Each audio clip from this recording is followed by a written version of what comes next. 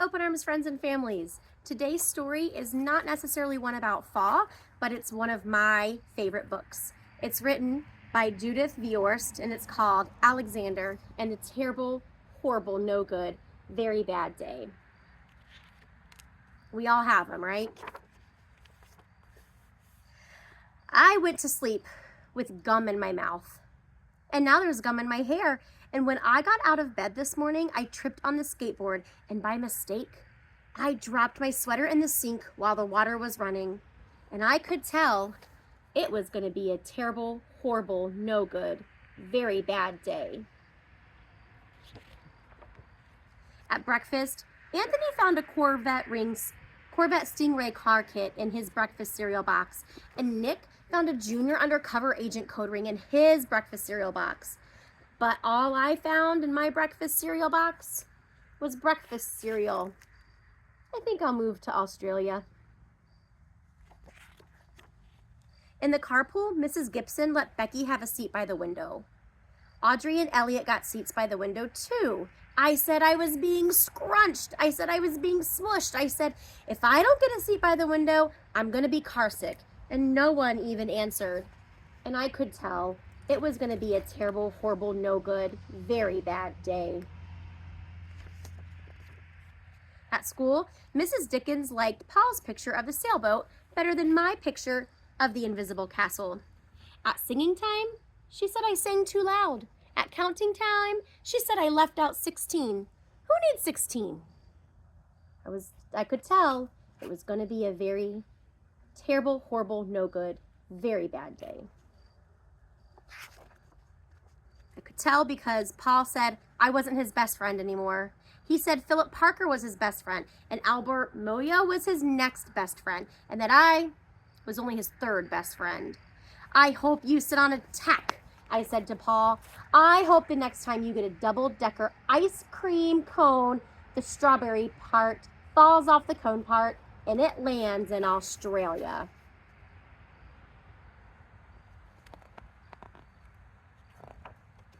There were 2 cupcakes in Philip Parker's lunch bag, and Albert got a Hershey bar with almonds, and Paul's mother gave him a piece of jelly roll that had a little coconut sprinkles on the top. Guess whose mother forgot to put in dessert? I was having a terrible, horrible, no good, very bad day. It just doesn't seem like anything's working out, is it? That's what it was, because after school, my mom took us to the dentist, and Dr. Fields found a cavity just in me. Come back next week and I'll fix it, said Dr. Fields. Next week, I said, I think I'm going to Australia.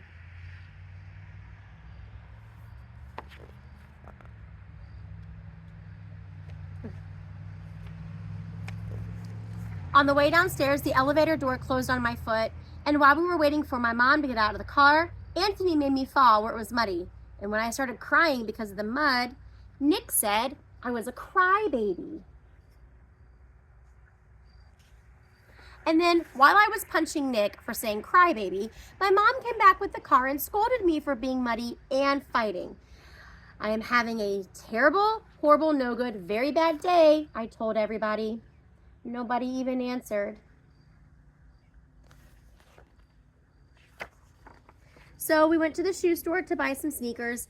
Anthony chose white ones with blue stripes. Nick chose red ones with white stripes. I chose blue ones with red stripes, but the shoe man said, we're all sold out. They made me buy plain old white ones, but they can't make me wear them. When we picked up Dad from the office, he said I couldn't play with his copying machine, but I forgot. He also said to watch out for the books on his desk, and I was as careful as could be, except for my elbow. He also said, don't fool around with his phone, but I think I called Australia. My dad said, please don't pick him up anymore. It was a terrible, horrible, no good, very bad day. There were lima beans for dinner. I hate lima beans. There was kissing on TV. I hate kissing.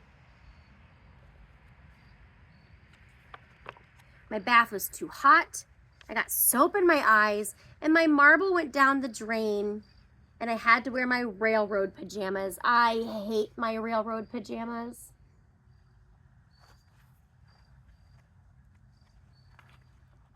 When I went to bed, Nick took the pillow he said I could keep, and the Mickey Mouse nightlight burned out, and I bit my tongue. The cat wants to sleep with Anthony, not with me. It has been a terrible, horrible, no good, very bad day. Mom says some days are just like that. Even in Australia. The end. Thank you for joining me for my favorite story.